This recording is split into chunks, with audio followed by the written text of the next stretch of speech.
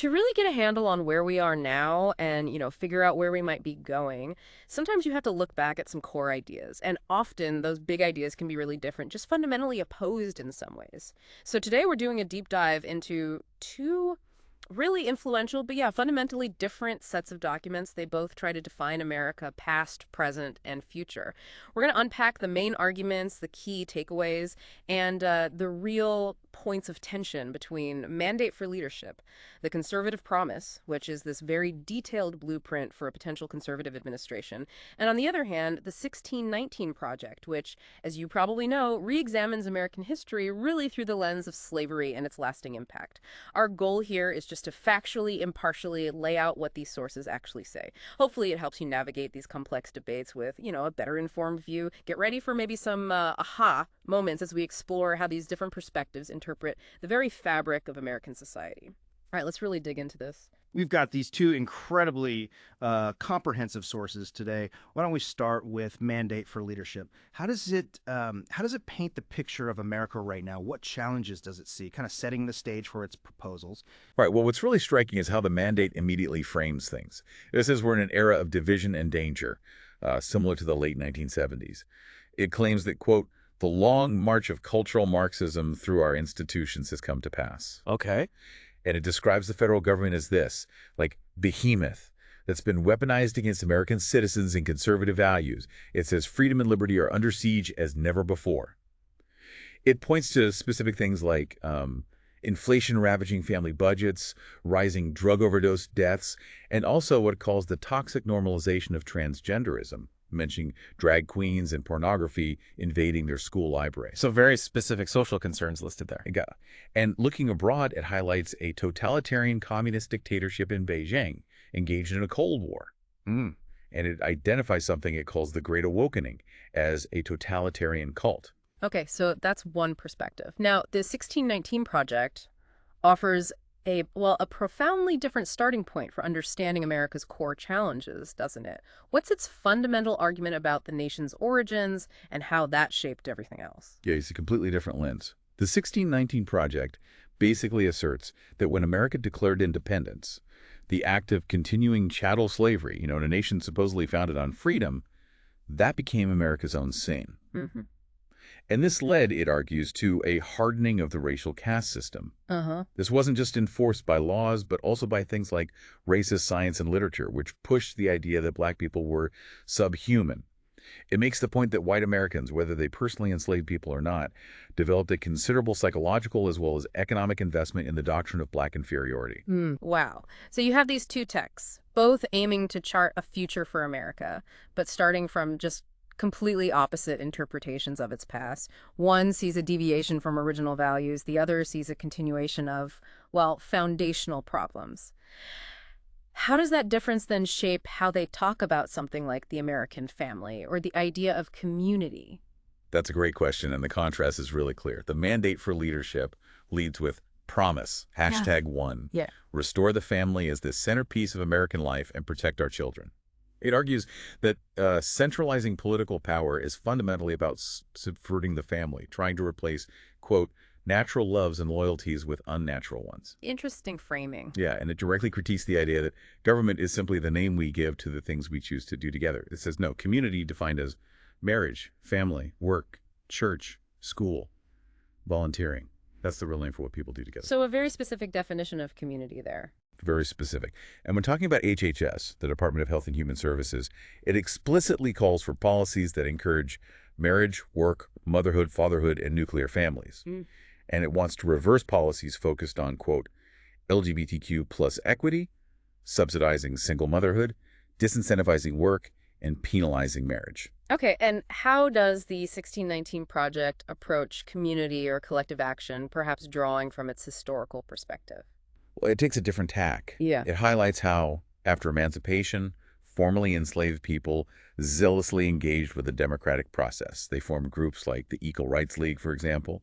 And it includes this detail about a Jesse Jackson speech where he talks about building powerful coalitions made of rainbows. Ah, the Rainbow Coalition idea. Exactly, including Semitic Americans, Arab Americans, African Americans, and also lesbian and gay Americans having something called equal protection under the law. Mm-hmm. So you see that contrast.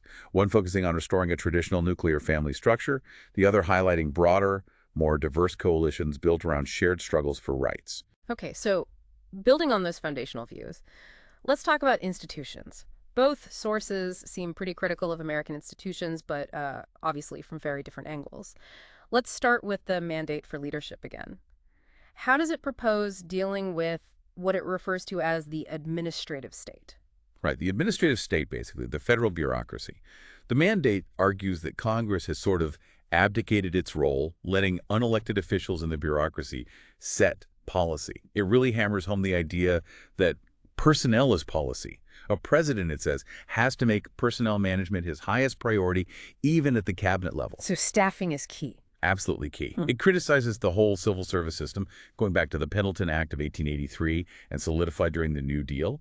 It argues this system has had serious unintended consequences. For example, it notes that pay raises have become automatic rather than based on performance. And it claims the civil service struggles to consistently tell the difference between strong and, unqualified applicants. It specifically brings up the PACE exam that was a general intelligence test for federal hiring, which the Carter administration abolished. Why did they abolish it?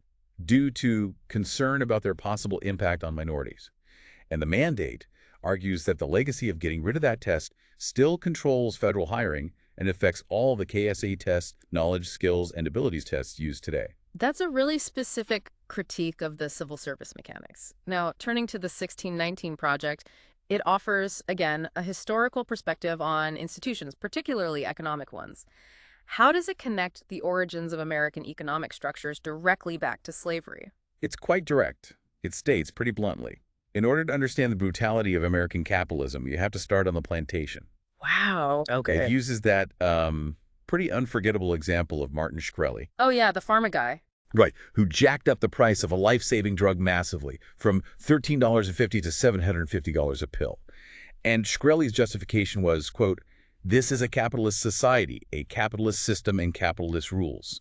The project uses this as a modern echo of plantation logic.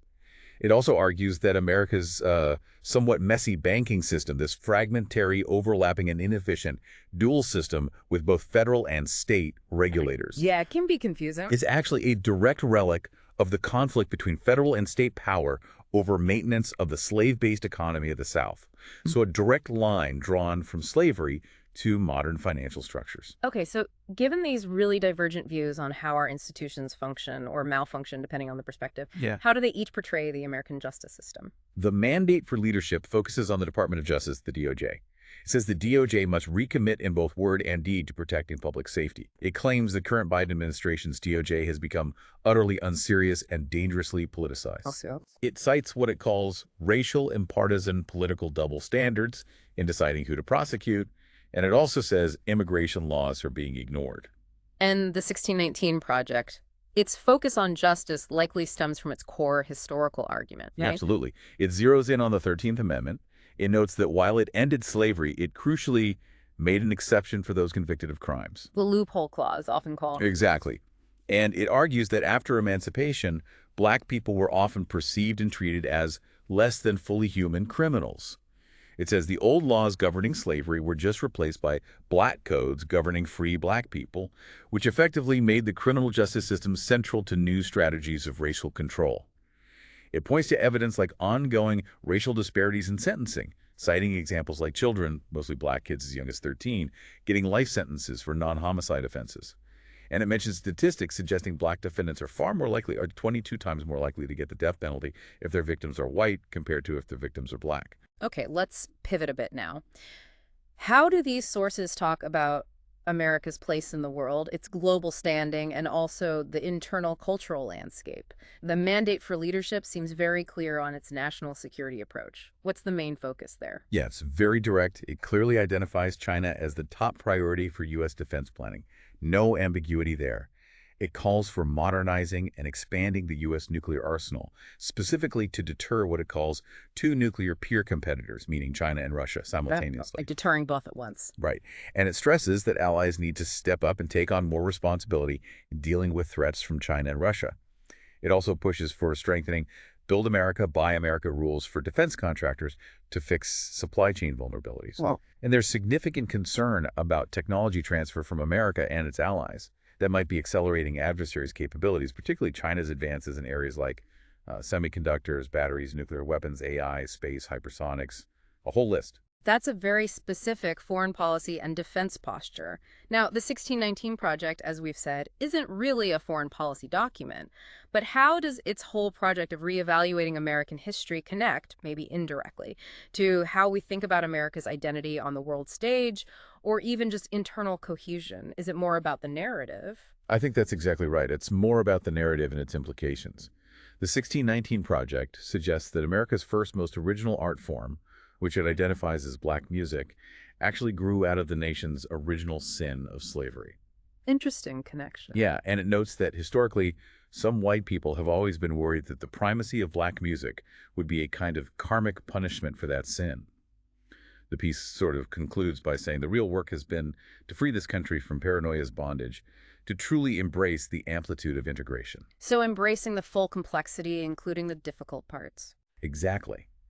It implies that confronting the historical truths, even the uncomfortable ones tied to things like cultural expression, is essential for achieving genuine internal unity, which inevitably affects how America presents itself globally. That's a fascinating link between culture, history, and national identity. Okay, shifting more squarely into the so-called culture wars, the mandate for leadership uses pretty strong language about confronting woke culture warriors. How does it propose actually doing that within government and society? It's very explicit. It calls for the need to defang and defund the woke culture warriors who have infiltrated every last institution in America. Strong words, as you said. Defang and defund. Yeah. And it gets specific. Within the Department of Defense, for instance, it proposes restoring certain standards by removing what it calls exceptions for individuals who are already predisposed to require medical treatment. It gives examples like people who are HIV positive or suffering from gender dysphoria. And it states flatly that those with gender dysphoria should be expelled from military service. Then, for the Department of Education, it wants to restore the rights of women and girls and restore due process protections for accused individuals. Yeah. By rolling back changes that, for example, add a new non-binary sex category to OCR's data collection. That's the Office for Civil Rights. Right.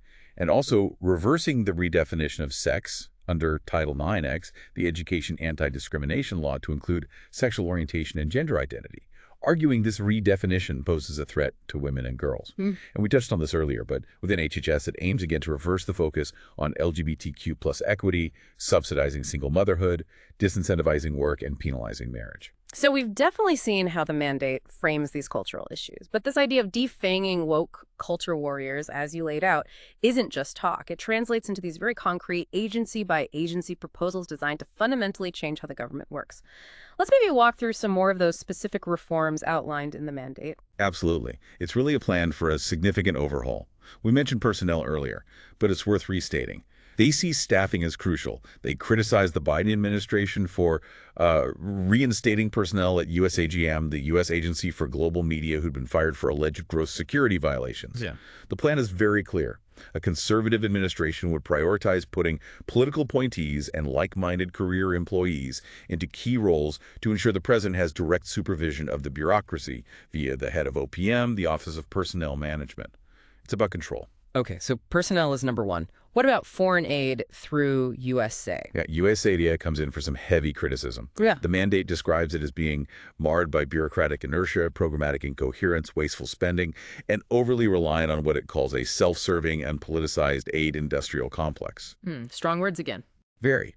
It explicitly rejects the idea that climate change causes poverty. Instead, it blames enduring conflict, government corruption, and bad economic policies. So, policy-wise, it calls for immediately reinstating the protecting life and foreign assistance policy, essentially, stopping U.S. aid from funding organizations involved with abortion globally. And it wants to block funding to UNFPA, the UN Population Fund. Okay, let's shift to domestic agencies. What about agriculture, the USDA? The critique there is that USDA has expanded way beyond its original mission. The mandate states, point blank, the federal government does not need to transform the food system. It calls for repealing or significantly reforming the official dietary guidelines, arguing they should focus only on nutrition, not on unrelated issues such as the environment. And education. We touched on Title IX, but what's the bigger picture there? The bigger picture is pretty radical. It proposes the ultimate elimination of the Federal Department of Education entirely. Wow, eliminate it. Eliminate it. The goal is to empower families with education freedom. This includes making federal education funding portable, meaning the dollars would follow the student to whatever school the family chooses, public, private, charter, homeschool. And yes, rolling back specific Biden-era regulations on things like the charter school grant program, civil rights data collection, and those Title IX changes about sex definitions. Oh, and also privatizing the federal student loan programs. Okay, what about immigration, specifically IC and USCIS? For IC Immigration and Customs Enforcement, the recommendation is to order them to stop closing out pending immigration cases and just strictly apply the Immigration and Nationality Act, INA, as written by Congress. No more discretions, essentially. For USCIS, Citizenship and Immigration Services, it suggests a reorganization, a structural shift for more direct reporting from the field to headquarters to really focus on vetting and fraud detection. And it calls for auditing and reversing Biden policies like large-scale parole and temporary status programs that it claims violate the law. Energy policy is always huge. What's the plan for the Department of Energy, DOE, and FERC, the energy regulator? The plan is largely to scale back federal intervention in energy markets. It proposes eliminating EAR, those are the DOE's applied energy programs, often focused on renewables and efficiency. It also wants to end grid planning at the federal level and focus solely on grid reliability. The argument is that taxpayer dollars should not be used to subsidize preferred businesses and energy resources. Just less focus on renewables, more on reliability. Seems to be the thrust. It also calls for eliminating political and climate change interference in getting approvals for exporting liquefied natural gas, LNG. And the environment, the EPA. For the EPA, the Environmental Protection Agency, it suggests a shift toward a more supportive role for state and local efforts, what they call cooperative federalism, less top-down federal control. It advises revising key guidance documents, like those that determine the social cost of carbon, which is a metric used in cost-benefit analyses of regulations. And it wants to restore the older position that California's special waiver under the Clean Air Act should only apply to California-specific smog issues, like ozone, not global climate issues. Okay, one more. Labor. The Department of Labor. What are the key changes proposed there? Several big ones. First, it calls to eliminate disparate impact as a valid theory of discrimination.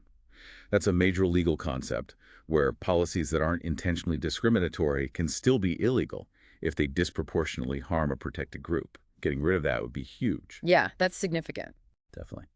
It also wants to bring back a Trump-era rule related to staffing flexibility, likely related to joint employer standards. And it wants to remove ESG considerations, environmental, social, and governance factors from ERISA, the law governing private pensions and retirement plans. So investment decisions shouldn't factor those in. Finally, it says Congress needs to change the law so employers can explicitly prioritize hiring Americans over non-citizens who have work authorization, something it claims has been illegal since 1986. That is a remarkably detailed and sweeping set of proposed changes across the federal government. It really aims to fundamentally reshape how these agencies operate. Now, while the mandate lays out this specific agency-level playbook, the 1619 project, as we've discussed, isn't structured that way. It's more of a historical reinterpretation.